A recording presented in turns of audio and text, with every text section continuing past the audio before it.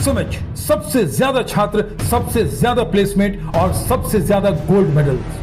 नमस्कार, मेरा नाम ज्ञानेश्वर है और आपने देखना शुरू किया है लाइव सिटी। मेरे साथ रोज की तरह दिल्ली से जुड़ रहे हैं देश के जाने माने सीनियर जर्नलिस्ट अजीत द्विवेदी जी।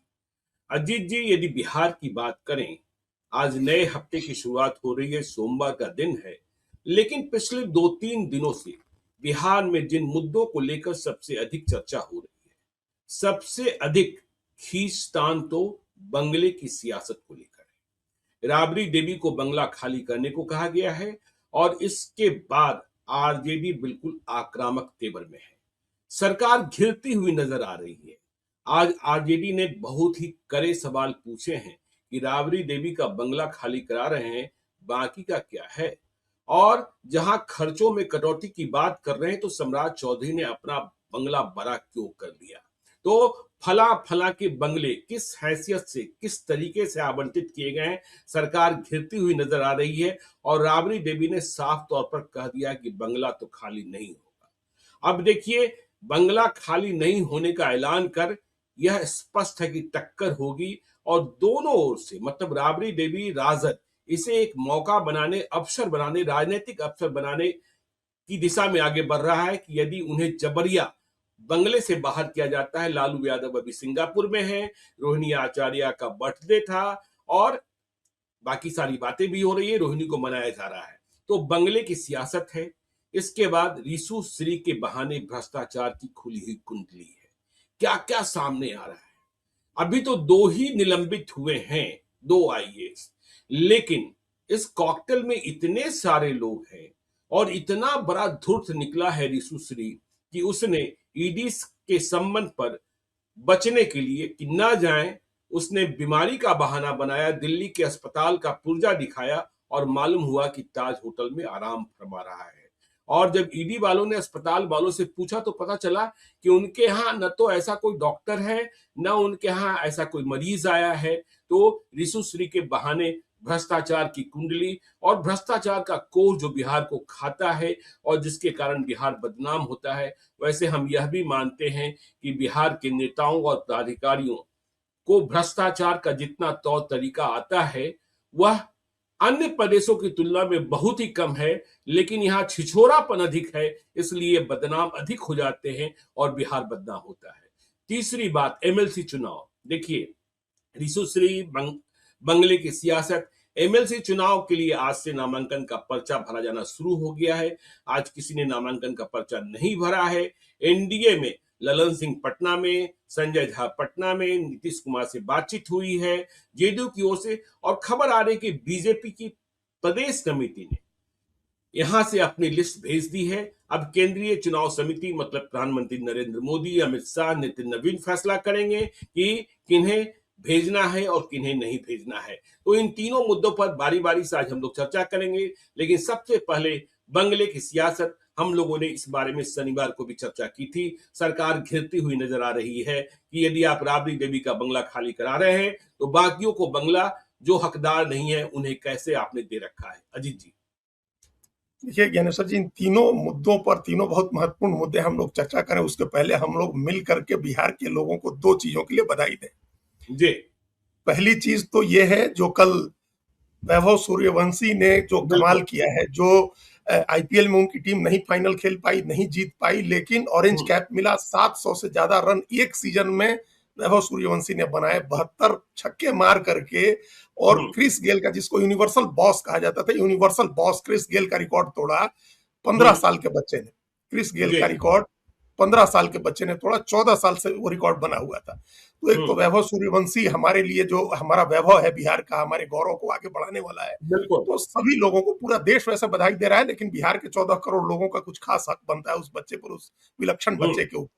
और दूसरा, आज शुभम कुमार ने आईआईटी की परीक्षा, जो एडवांस है, जेईई एडवांस, उसमें टॉप किया, गया के रहने वाले शुभम कुमार। तो ये दोनों देखिए, 2 बिल्कुल डाइवर्स फील्ड है, एक एजुकेशन का, हार्डकोर टैलेंट का, मेधा का, मतलब शिक्षा का, और दूसरा खेल का। यही 2 चीजें होती है ना आज के तारीख में। अगर आपको किसी भी देश को या प्रदेश को सुपर पावर बनना है तो एक सॉफ्ट पावर आप बनिए, खेल में आगे बढ़िए या फिर शिक्षा में आप आगे बढ़िए। दोनों चीजों में बिहार के दो नौजवानों ने, 15 साल और 17 साल के बच्चे ने ऐसा गर्व का मौका दिया है तमाम बिहारियों को। इस सबको इसके लिए बधाई, जो बिहार में है, जो बिहार के बाहर है, देश को भी इसके लिए बधाई जी।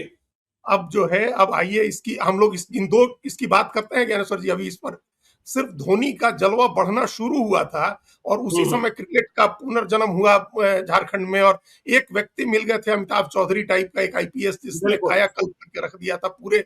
और आज हर टूर्नामेंट का एक इंटरनेशनल मैच रांची में जरूर खेला जाता है। तो ये इसका भी सबक बिहार के लोगों को लेना चाहिए। कोई तो आए आगे, जो वैभव सूर्यवंशी और ईशान किशन की जो प्रतिभा है उसको आगे बढ़ाए। तो खैर ये तो एक बात हो गई जो आउट ऑफ द इमोशन हमको लगा कि ये कहना चाहिए है। बिल्कुल बिल्कुल। अब जो है, आप जो बंगले की बात हम लोग कर रहे थे ज्ञानेश्वर जी, अब उस लाइन पर हर आदमी बात कर रहा है और राजनीति उसी लाइन पर बढ़ती दिख रही है।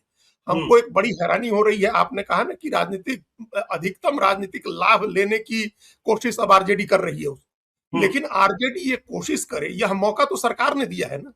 बिल्कुल, यह मौका तो सरकार नहीं दिया, नहीं तो उनका बंगला खाली कराने की अभी क्या जरूरत थी। क्या चीजें बदल गई हैं स्थिति में, जो उस स्थिति में क्या परिवर्तन आया है। हाँ, और आप कह रहे हैं नीतीश कुमार के नक्शे कदम पर चलेंगे। नीतीश कुमार ने तो छोड़ दिया था। वे कह रहे थे उन्हें पता ही नहीं कैसे आदेश हो गया।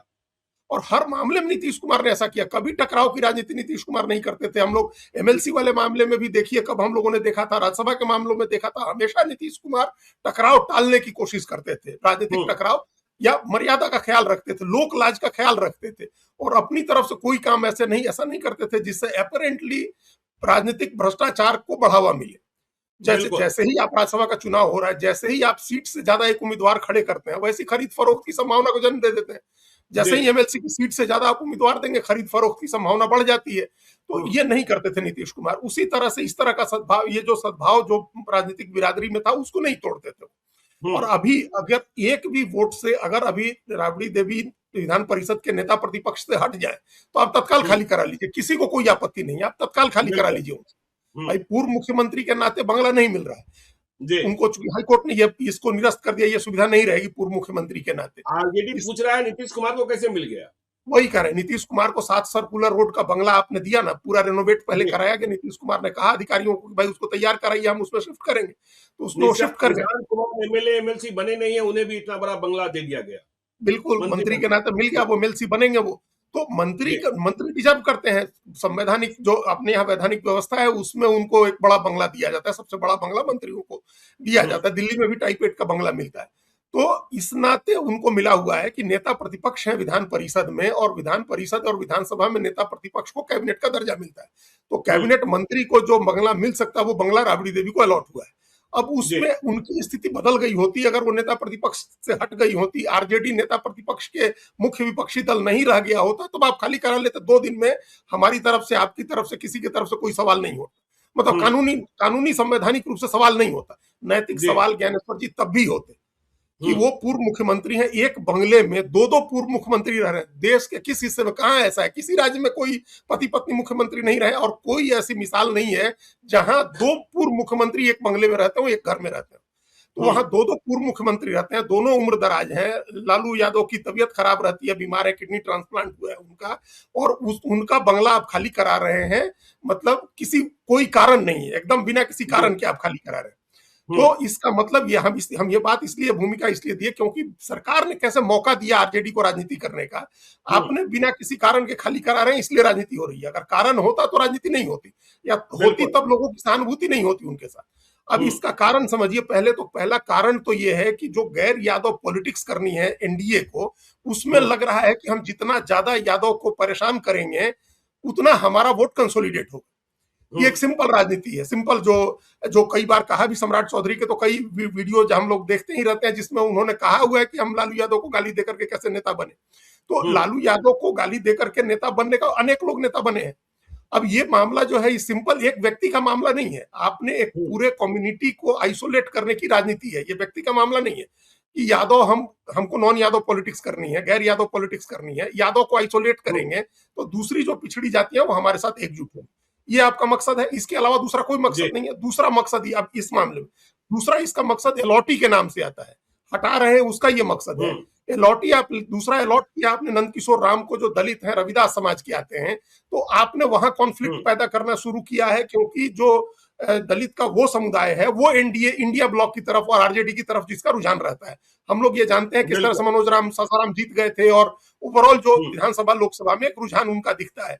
बाकी जो दलित की जातियां हैं, चाहे वो पासवान हो, मांझी हो, पासी हो, वो एनडीए की तरफ है। ये रविदास जो है वो उसकी तरफ है, इंडिया ब्लॉक की तरफ। तो दोनों में कॉन्फ्लिक्ट पैदा करना है, और हो भी रहा है। नंदकिशोर राम ने कहा भी कि हम दलित हैं इसलिए हम बंगला नहीं खाली कर रहे हैं, इसका कोई मतलब नहीं। नंदकिशोर राम को 21 नंबर हार्डिंग रोड का बंगला अलॉट हुआ था, तो अब ऐसी क्या स्थिति बदल गई कि जो उनको 21 नंबर से बदल करके और 10 सर्कुलर रोड दे रहे हैं। और दूसरी बात जो हम उस दिन भी पूछ रहे थे कि जो 29 नंबर हार्डिंग रोड का बंगला राबड़ी देवी को दिया जा रहा है, वही बंगला नंदकिशोर राम को मिल जाएगा, तो उनकी हैसियत में क्या कमी आ जाएगी? वो बड़ा बंगला है, जब कैबिनेट मिनिस्टर का ही बंगला है। 10 सर्कुलर रोड क्यों? तो आपने मौका दिया, और दो आपके मकसद दो है, एक तो यादव वर्सेस नॉन यादव पिछड़ा, और दूसरा यादव वर्सेस दलित का। आपको एक दलित में भी रविदास का एक कॉन्फ्लिक्ट क्रिएट करना है, या ग्राउंड लेवल पर उस कॉन्फ्लिक्ट को बढ़ाना। बिल्कुल बिल्कुल। आपको कितना फायदा होगा ज्ञानेश्वर जी हम नहीं जानते हैं, मतलब आरजेडी को कितना फायदा होगा हम नहीं जानते हैं। अब आपने यादव वोट के आरजेडी से टूटने की संभावना को और खत्म कर दी। आरजेडी कमजोर हुई है, और यादव वोट टूट सकता है आरजेडी से, नया लीडरशिप की तरफ देख सकता है। ये संभावना कम हो गई इस अत्याचार के बाद। एक अत्याचार है ये, इसके बाद वो संभावना कम हो गई। अब यादव समाज ज्यादा मजबूती से तेजस्वी यादव के साथ जुड़ा रहेगा, और मुसलमान उनके, अगर यादव जुड़ा रहेगा तो मुसलमान भी जुड़ा रहेगा। मुसलमान तभी छोड़ेगा जब यादव छोड़ेगा। ये हर स्टेट का मामला है। पश्चिम बंगाल में ममता बनर्जी को मुसलमान तभी छोड़ेगा जब उनको 15-20%, 25% जो हिंदू वोट मिलता है वो मिलना बंद हो, तो मुसलमान छोड़ देगा। तो अभी अब मुसलमान छोड़ सकता था। बिहार में हम लोग देख रहे थे, अगर यादव छोड़ता, लालू यादव की पार्टी को बीजेपी की तरफ जाता, या कोई दूसरा नया विकल्प देखता आरजेडी और बीजेपी से अलग, आरजेडी और जो बीजेपी है, आरजेडी है, जो उससे अलग कोई नया विकल्प अगर देखता यादव, जो जिसकी संभावना दिख रही थी, तो फिर मुसलमान भी छोड़ता उनको। तो अब ये सारी संभावना खत्म हो गई। यादव नहीं छोड़ने जा रहा है। इस तरह का जितना ध्रुवीकरण की राजनीति सरकार की तरफ से की जाएगी, उससे यादव ज्यादा से ज्यादा लालू यादव के परिवार के साथ कंसोलिडेट करेगा, और यादव कंसोलिडेट करेगा तो मुसलमान भी उनके साथ बना रहेगा। मतलब आपने इंश्योर कर दिया कि 32% का जो वोट बैंक है वो न टूटे तेजस्वी यादव का। आपने एक मौका दिया है आरजेडी को राजनीति करने का और अपने वोट को मजबूत करने का। वो 32% उनके साथ एकजुट रहेगा, तो वो दूसरा कोई भी वोट जोड़ करके आपको चुनौती दे सकते हैं। इस बात को समझना चाहिए। आगे राजनीति ऐसी नहीं रहनी है जैसे अभी दिख रही है। जेडीयू के कमजोर होने से जो राजनीति बदलेगी, उसको ध्यान में रखना होगा। तो ये जो राजनीति थी चुनाव के पहले की, जो राजनीति थी बीजेपी की और सम्राट चौधरी की, कि आप आरजेडी को गाली दीजिए, लालू यादव की आलोचना करिए, उनके ऊपर गंभीर आरोप लगाइए और नॉन यादव पोलराइज करके जीत जाइए। अब जब आप जीत गए और जेडीयू को हटा करके सत्ता बीजेपी ने ले ली और जेडीयू कमजोर हो रही है, तब वो वाली राजनीति नहीं चलेगी जो चुनाव के पहले चलती थी। अब आपको नए तरह की राजनीति करनी होगी, और नए तरह की राजनीति में तेजस्वी यादव तभी कमजोर होंगे जब यादव का वोट उनसे टूटेगा। अगर नहीं टूटता है, आपने कंसोलिडेट कर दिया यादव का वोट उनके साथ, और यादव का वोट उनके साथ रहेगा, मुसलमान रहेगा, तो दूसरी पिछड़ी जातियों का वोट जेडीयू के कमजोर होने की वजह से उनकी तरफ शिफ्ट होगा, और फिर वो किसी भी एक घटना का लाभ उठा करके वो सत्ता की राजनीति कर सकते हैं। हमको इसमें ये ब्लेसिंग इन डिस्गाइज जिसको कहते हैं ज्ञानेश्वर जी, हमको वो दिख रहा है। उसको उनसे बंगला खाली कराने का की कोशिश करके, उनको नोटिस दे करके, जोर जबरदस्ती करके आरजेडी, तेजस्वी यादव, लालू यादव, राबड़ी देवी की राजनीति को बीजेपी ने मजबूत कर दिया, और ज्यादा मजबूत कर दिया। और देखिए राबड़ी देवी से बंगला जबरिया खाली कराना, क्या पटना में आपको कोई फायरिंग करानी है? जिस तरीके से राबड़ी देवी कर रही है, फोर्स आकर खाली करा ले। आज भी देखिए बीजेपी के नेताओं को यदि किसी समारोह के लिए 5000 लोगों को इकट्ठा करना है, तो उन्हें मंडल अध्यक्ष और फला, यहाँ तो लालू और तेजस्वी एक कॉल कर दें तो पटना में 10,000 लोग इकट्ठा हो जाएंगे। और यदि राबड़ी देवी के बंगले को जबरिया खाली कराने का प्रयास हुआ, तो पटना के ही 10,000 लोग इकट्ठा करके वहां ऐसी तनातनी की स्थिति पैदा कर देंगे जहां फिर से प्रशासन को पीछे हटना होगा। और आप जो कह रहे हैं ना, वही तनातनी चाहती है कि गैर यादव, ताकि यह दिखा सकें, लेकिन पता नहीं इसके कितने फायदे होंगे, कितने नुकसान होंगे। मुझे लगता है सरकार घिर गई है। हाँ, सरकार बहुत इसमें बुरी तरह से घिरी है और जी। इन लोग को, सरकार को लग रहा था कि अब तो नीतीश कुमार नहीं देख रहे हैं और पहले नोटिस हम्म, दिया था तो कोई बहुत गंभीर प्रतिक्रिया नहीं आई थी, तो खाली हो हम्म, जाएगा। उस समय तो खबर भी आ गई थी कि गमले-वमले शिफ्ट किए जा रहे हैं, घर बदला जा रहा है, तो लगा हम्म, सरकार के लोगों को ये निश्चित रूप से इसमें बाबू लोगों का भी बड़ा हाथ होगा, जो सरकारी अधिकारी लोग बैठे होते हैं, जो ये बताने चढ़ाने वाले कि बंगला-वंगला हम्म, तो खाली कर रहे थे लालू यादव तो सरेंडर ही कर देंगे, वो तो चले गए हैं और कौन रोकेगा इसमें, तेजस्वी यादव को कोई मतलब नहीं रहता है, हम्म, समझाया गया होगा। लेकिन ये सिर्फ बंगले की बात नहीं है, एक तो उनकी पहचान का मामला है और ये बिल्कुल। बारीक राजनीति समझ गए उन लोगों ने, साधना शुरू कर दी है। अब वो अपना यादव कंसोलिडेट करेंगे, यादव के मन में ये बात बैठेगी कि जब हमारे हम्म, सबसे बड़े नेता को इस तरह से आइसोलेट कर सकती है सरकार, तो छोटे छोटे लोगों का क्या होगा। हमको हम्म, मजबूत करना है लालू यादव, राबड़ी देवी और तेजस्वी यादव को, तो वो मजबूत हम्म, करेंगे। और ज्ञानेश्वर हम्म, जी, एक बात तो हम पहले कहे कि दो दो पूर्व मुख्यमंत्री एक बंगले में रहते हैं, इस उनके बिल्कुल। लिए आप एक बंगला नहीं स्पेयर कर सकते हैं। देश बिहार हम्म, इतना ऐसा कृतज्ञ थोड़े राज्य है बिहार की, आपके दो दो पूर्व मुख्यमंत्री एक बंगले में रहते हैं, आप उनके लिए एक अच्छा बंगला नहीं रहने तो दे देखिए सकते, वो हमने लोग परसों इस भी बंगले में संकेत रहते दिया था, असली खबर यह है कि रामकृपाल यादव को पहले बंगला दिया जा रहा था, उन्होंने हैं। लेने से मना कर दिया। और देखिए अब पप्पू यादव भी इस मसले पर राबड़ी देवी और लालू यादव के साथ खड़े हो गए हैं कि बंगला क्यों खाली कराना। तो जो आप कह रहे हैं कि यादव कंसोलिडेट हो जाएंगे, और देखिए बीजेपी में यादवों के नेता तो नित्यानंद राय ही हैं, और नित्यानंद राय का प्रयोग तो आपने देखा ही देखा है। नित्यानंद राय बिल्कुल। कितना वोट ले आएंगे, कितना वोट ले हाँ, आएंगे यादवों का, यदि इस तरीके से जबरिया कार्रवाई हुई तो। बिल्कुल, इस तरह से जबरिया कार्रवाई होगी सबसे बड़े नेता के खिलाफ, तो ये हम वही कह रहे थे कि दो मतलब ऐसी कृतज्ञता बिहार थोड़े दिखा सकता है अपने दो पूर्व हम्म, मुख्यमंत्रियों के, जो 15 साल मुख्यमंत्री रहे। उसके बाद 5 साल जी। लालू यादव केंद्र में मंत्री रहे। ऐसा नहीं है कि भ्रष्टाचार के आरोप दूसरे नेताओं पर नहीं लगते हैं या दूसरी जाति के नेताओं पर नहीं लगते हैं। आप उनका हम्म, सम्मान नहीं खत्म कर सकते। उन्हीं के चारा घोटाले में कई लोग आरोपी थे जो बाद में सम्मानित हुए लोग। बंगला हम्म, मिला लोगों को, तो उससे क्या फ़र्क पड़ना है? और ये दूसरी बिल्कुल। बात ये हम करें ज्ञानेश्वर जी, जो जिस कृतज्ञता की बात हम कर रहे हैं, बिहार वैसा नहीं है। आप एक तो बिहार की पहली महिला मुख्यमंत्री हैं राबड़ी देवी। हुँ, आप इस नाते भी उनका सम्मान एक होना चाहिए है। बिहार जैसे प्रदेश में पहली महिला मुख्यमंत्री, जो पहला कुछ भी होता है, आज भी लोग कहते हैं ना कि पहली महिला आईपीएस किरण बेदी है। तो लोग हुँ, कहते हैं ना पहली महिला कौन है जो हिमालय पहाड़ पर चढ़ी, तो पहली महिला है जो बिहार की मुख्यमंत्री हुई। लालू यादव की पत्नी है, ये अलग बात है। लालू यादव की पत्नी होने के नाते ही हुई, ये भी अलग बात। लेकिन बिल्कुल। हमने कल, हमारे एक साथी हैं, अच्छे सेंसिटिव व्यक्ति हैं, साहित्य और समाज के काम में रहते हैं, उन्होंने लिखा कि राबड़ी देवी के समय में हुँ, ऐसा नहीं कि नीतीश कुमार के आने के पहले 1999 के बाद से बिहार में जो नरसंहार थे वो रुक गए थे। एक नरसंहार और हुआ, वो नीतीश कुमार के आने के बाद हुआ। तो 90 हुँ, के दशक का नरसंहार भी समाप्त हो गया था और महिला मुख्यमंत्री बनने के बाद जो स्थितियां बदलनी शुरू हुई थी वो बदली हैं, आगे बदली, ऐसा नहीं है। हम उनको कोई बहुत बड़ा क्रेडिट न भी दें, तब भी एक क्रेडिट है कि वो पहली महिला मुख्यमंत्री है। इस नाते जी, भी उनका सम्मान रखा जाना चाहिए। हुँ, तो ये बहुत सारी चीजें हैं। आप नैतिक आधार पर देखिए, मानवीय आधार पर देखिए, राजनीतिक आधार पर देखिए, कानूनी आधार पर देखिए, कोई मतलब नहीं है बंगला खाली कराने का। इसमें क्या, जी, आप बिना मतलब बैठे ठाले, एक आपको कोई काम नहीं है तो जैसे वो हम लोग क्या कहते हैं कि इस कोठी का धान उस कोठी और उस कोठी का धान उस कोठी करने का खाली बैठा हुआ आदमी यही काम करता है।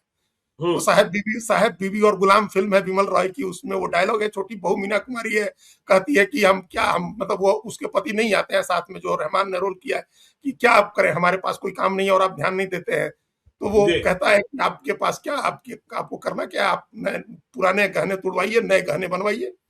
तो हुँ, वही हाल है, आपके पास कोई काम नहीं है तो इनको इस बंगले से निकाल के उसमें भेज दीजिए, उनको उस बंगले से निकाल के इसमें भेज दीजिए, इनको उस बंगले से निकाल के उनमें भेज दीजिए। यही काम सरकार का रह गया। बड़े काम है, अभी तो 1.5 महीने हुए मुख्यमंत्री बने हुए सम्राट जी को, और अभी 6 महीने की सरकार है। कुछ बड़ा काम करिए, सब उस पर काहे डाइवर्ट करवा रहे हैं अटेंशन। 1 लाख करोड़ रुपए के इन्वेस्टमेंट से अटेंशन डाइवर्ट होकर पड़ा हुआ है 10 नंबर सर्कुलर रोड के बंगले। चलिए तो देखिए 10 नंबर सर्कुलर रोड के बंगले पर क्या बवाल है, यह हमने समझा। आगे बात करते हैं बिहार में भ्रष्टाचार के कोर की।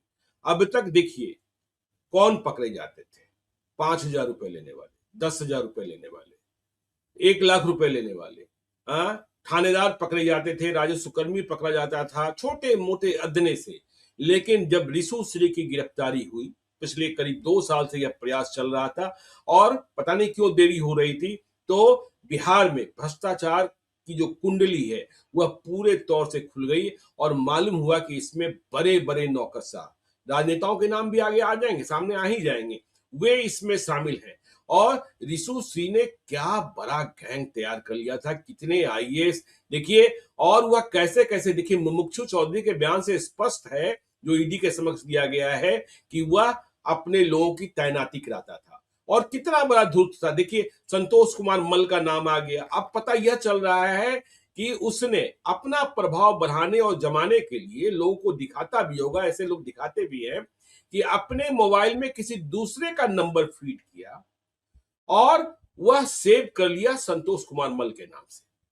हाँ, तो याद है बिहार निवास में कालू राम हुआ करते थे अजीत जी। हाँ, हाँ, बिना फोन लगाए फोन पर ऐसे बात करते थे जैसे प्रधानमंत्री से बात हो रही हो और लालू यादव से बात हो रही हो।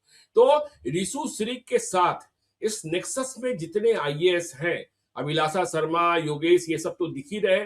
और बिहार में जो पिछले 4-5 वर्षों से नीतीश कुमार ने देखना छोड़ दिया, एक और अभिलाषा है जिनकी कहानी भी सामने आ रही है। रिशु श्री नहीं कह रहे हैं कि लोग यदि दूसरे अभिलाषा की कहानी सुननी है तो जमुई चले जाइए कि वहां उनके परिवार वालों ने क्या बाजार सजा कर रखा था। तो भ्रष्टाचार का कोड, फिर हमने शुरू में ही कहा बिहार में भ्रष्टाचार की कीमत उतनी नहीं है जितने दूसरे प्रदेशों में है, लेकिन यहाँ लोग बदनाम हो जाते हैं। मुझे किसी दिल्ली में एक जानकार ने कहा था कि देखिए फर्क क्या है कि साउथ के नेता और पदाधिकारी जो है पैसा लेते हैं तो काम घर पहुंचा कर करते हैं, और बिहार के नेता पदाधिकारी क्या है, पैसा लेने तक फोन रिसीव करते हैं, कॉल रिसीव करते हैं, उसके बाद कॉल उठाना बंद कर देते हैं और फिर वह तमाशा शुरू हो जाता है। वहां पैसा बाद में लिया जाता है, यहाँ पैसा मुलाकात के साथ ही पहले भुगतान की प्रक्रिया शुरू हो जाती है। अजीत जी देखिए, हम लोग एक दिन और टेंडर वाले मामले में बात किए थे, रिशु वाले मामले में भी बात किए थे, और आपने एकदम ठीक कहा कि यहाँ एकदम जिसको चिंदी चोरी बोलते हैं, हमारे एक मित्र हैं जो कहते हैं कि बिहार में लोग डॉलर चवन्नी में बेचते हैं लोग। तो कई जगह ऐसा है कि 94 रुपए का डॉलर लोग 110 रुपए में बेच लेते हैं।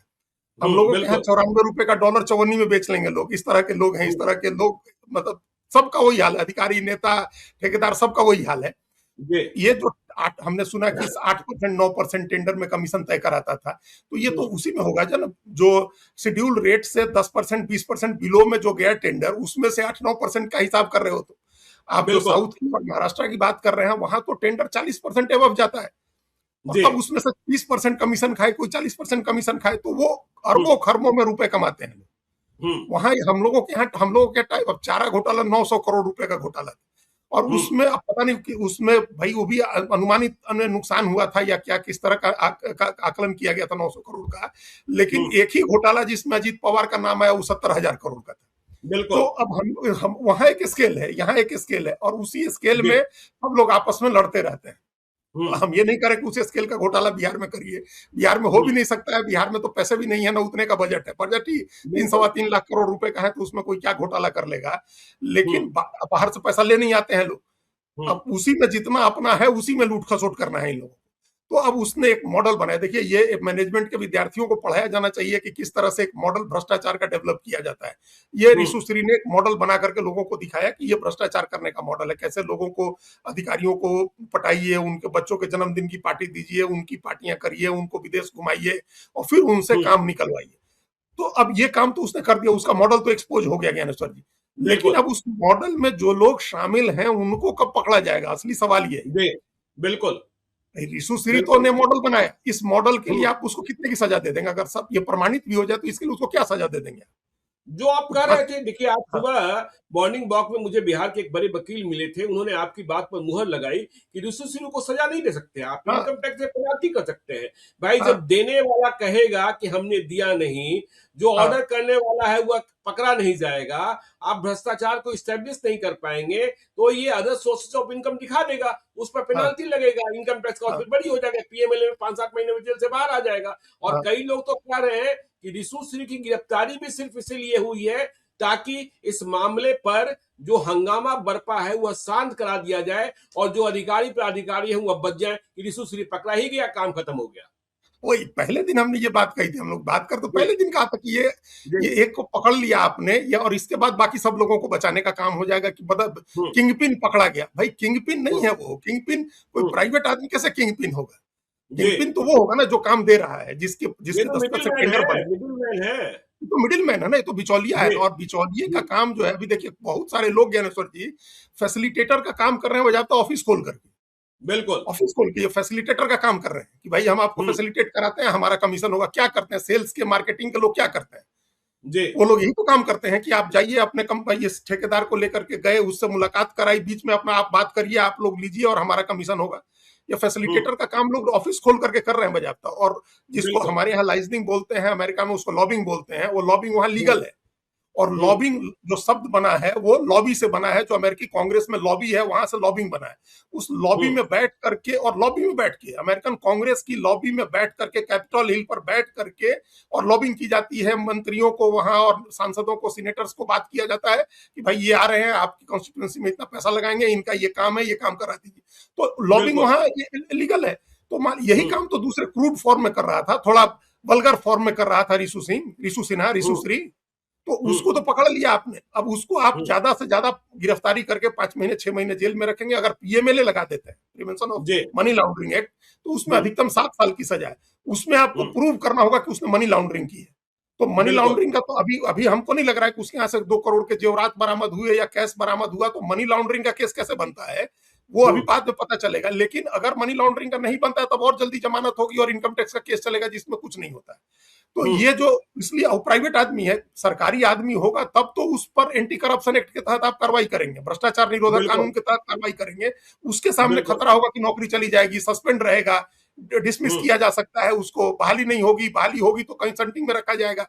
ये तो उसके हम्म सामने संकट है ना। जो नेता है, मंत्री मान लीजिए फंसता है, तो संकट उस पर आएगा ना कि आप मंत्री हैं, आपने ओथ लिया हुआ है, तो आपको हम्म सजा होगी ना, आपकी कॉन्स्टिट्यूंसी में नुकसान हो सकता है, आप चुनाव हार सकते हैं। प्राइवेट व्यक्ति को क्या नुकसान होगा? बल्कि कई जगह बिल्कुल। तो ये पता चला कि ये उसकी प्रतिभा, उसका टैलेंट मान लेंगे लोग, ये उसका एडवांटेज बन जाएगा कि देखिए कितना अच्छा सिस्टम बनाया है, इसका इस्तेमाल करना चाहिए। तो जी। बिचौलिए को पकड़ के उससे कुछ हासिल नहीं होगा। उसका हासिल तब होगा ज्ञानेश्वर जी, जब आप उससे पूछताछ करें, उसको इम्यूनिटी दें, उसके साथ कोई डील करें, और डील करके आप बाकी बड़ी मछलियों को पकड़ें, नेताओं को पकड़ें, मंत्रियों को पकड़ें, अधिकारियों को पकड़ें। कई अधिकारी ऐसे हैं जो आपने कहा ही कि जब पहले ही दिन हम लोग बात कर रहे थे तब भी, कि भाई बड़े प्यारे दुलारे अधिकारी हैं जो सरकारों के प्यारे बिल्कुल दुलारे रहे, बिल्कुल बड़े नेताओं के प्यारे बिल्कुल दुलारे रहे। बिल्कुल उनको बिल्कुल पकड़िए ना, उनको पकड़िए और उनको पकड़ के उनके खातों की जांच करिए, विदेश में उनकी इन्वेस्टमेंट की जांच करिए, इसने कहाँ पैसे और पहुंचाए यही हैं यही रिश्वत से में। तो और भी बड़ा आदमी हो जाएगा। देखिए, मुझे एक कहानी याद आती है। नीरज कुमार साहब दिल्ली पुलिस के कमिश्नर हुए, बाद में उसके पहले वो तिहाड़ जेल के डीजी थे। और तंदूर कांड आपको याद होगा अजीत जी, हाँ, रोमेश नैना शर्मा साहनी नाम का, था, नैना रोमेश साहनी का शर्मा नाम सुशील था। शर्मा, सुशील शर्मा। सुशील शर्मा, देखिए, तो हाँ, सुशील शर्मा को नीरज कुमार ने ही गिरफ्तार किया था। हेलीकॉप्टर की जब्ती हुई थी, फार्म हाउस। और देखिए वह वो कितने रमेश शर्मा साल थे, तक, वो रोमेश रमेश शर्मा, रोमेश रमेश शर्मा था। हाँ, हाँ हाँ, हाँ, तो रोमेश शर्मा। और हाँ, देखिए, तो फिर रोमेश शर्मा इतने साल तक जेल में रहा, और जब वह एक्विटल हुआ उसका, हाँ, तो नीरज कुमार डीजी थे तिहाड़ जेल के। तो उसने चलते समय उनके पैर छुए थे और कहा कि आपकी कृपा से मैं आज इतना बड़ा आदमी हो गया। तो हाँ, वह भी अबाक हो गए कि भाई मेरी कृपा से। तो उसने कहा कि देखिए, मैं जेल गिरफ्तार होकर आ गया, मेरी सारी संपत्ति सुरक्षित रही, कोई खरीदने वाला नहीं रहा, मैं बेच नहीं सकता था। और आज उसी संपत्ति की कीमत इतनी हो गई है कि मैं नहीं, मेरे कई पुष्प जो हैं उस संपत्ति से अपनी जिंदगी गुजार लेंगे। हाँ, तो हो ही क्या, बड़ा आदमी बन गया था रमेश शर्मा। हेलीकॉप्टर पकड़ा जी। गया, दाऊद इब्राहिम का आदमी है, ये कनेक्शन है, वो कनेक्शन है, अपना ठाट से जेल में रहा, निकल गया उस। तो इस तरह के लोग तो जो है, जो अपना निगेटिव पब्लिसिटी में अपने लिए अपनी पब्लिसिटी करा लेते हैं। तो रिशु सिन्हा हम्म, का, तो रिशु सिन्हा का कुछ नहीं होगा, उसको अपनी पब्लिसिटी मिल जाएगी कि वो ऐसा काम करता है। बिल्कुल। हम्म उसका इस्तेमाल आप सिर्फ ये कर सकते हैं, एजेंसियां ये कर सकती हैं कि उससे आप डील की बात करिए और कहिए कि तुम बताओ किसका किसका पैसा लिया, कहाँ कहाँ हम्म इन्वेस्ट हुआ, पैसा तुमने कहाँ पहुंचाया, किसके थ्रू दिया। तो फिर उन अधिकारियों के ऊपर ज्ञानेश्वर जी पीएमएलए भी लगेगा, एंटी करप्शन एक्ट भी लगेगा उनके ऊपर, और दूसरे आरोप भी सारे लगेंगे उनके पास। उनके ऊपर आय से अधिक संपत्ति इकट्ठा करना, उसका धन शोधन करना, भ्रष्टाचार के ये सब आरोप लग जाए, सब सारे उनके ऊपर लगेंगे। जी। जब वो लोग पकड़े जाएंगे तभी कोई मैसेज होगा, ऐसे तो मैसेज हम्म नहीं होगा। ऐसे तो ब्यूरोक्रेसी और बेलगाम हो जाएगी, जिनको करना है बेईमानी और बेलगाम हो जाएंगे। वो इस तरह के इस तरह के बकरे तैयार करके रखेंगे, उसको फंसवा देंगे। आपने देखा ही है ना, बिल्कुल। वो मिर्जापुर का पिछला सीजन, आप पता नहीं आप देखते हैं नहीं, हम तो देखते हैं। नहीं, उसमें हम वो है नहीं ना देखते जी। कि वो जो जी। भाई कालीन भैया का बेटा जो है वो मर्डर में फंसा हुआ है, और हम्म मंत्री जी से मिल करके कालीन भैया जो है उसके चेले की बलि करवा देते हैं, और कहते हैं हम्म कि जब जरूरत होती है तो राजा की बलि नहीं दी जाती है, उसके लिए खरगोश रखे जाते हैं बलि देने के लिए। तो हम्म सब जो बड़ा नेता है, बड़ा अधिकारी है, ऐसे खरगोश पालेगा, इन लोग के थ्रू बिल्कुल। काम कराएगा, और जब जरूरत होगी तो इनकी बलि दे देगा, और अपने कुछ नहीं होगा उसका।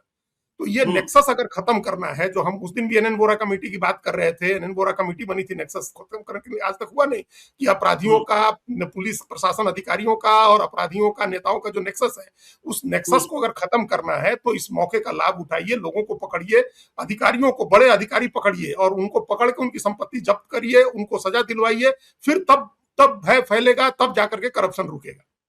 चलिए, करप्शन तब रुकेगा। चलते चलते हम लोग एमएलसी चुनाव की बात कर लें। आज से नामांकन का पर्चा भरा जाना शुरू हो गया है, लेकिन आज किसी ने नामांकन का पर्चा भरा नहीं है। जेडीयू की उम्मीदवारी करीब करीब तय हो गई है। बीजेपी का नाम तो देखिए 8 तारीख जो है अंतिम तारीख है, और आरजेडी में घमासान है। तेज प्रताप यादव देखिए कहाँ रासलीला करते दिखाई पड़े, हाँ? भाई मतलब बिल्कुल भगवान श्री कृष्ण की तरह। और लालू यादव सिंगापुर में बैठे हैं। राबड़ी देवी तेज प्रताप यादव के लिए बीटो लगा रही हैं। रोहिणी आचार्य संजय यादव का विरोध कर रही हैं, सुनील सिंह का विरोध कर रही है, माफ कीजिएगा, सुनील सिंह का विरोध कर रही है। तो एमएलसी चुनाव पर क्या खबर है अजीत जी, पटना से लेकर दिल्ली तक?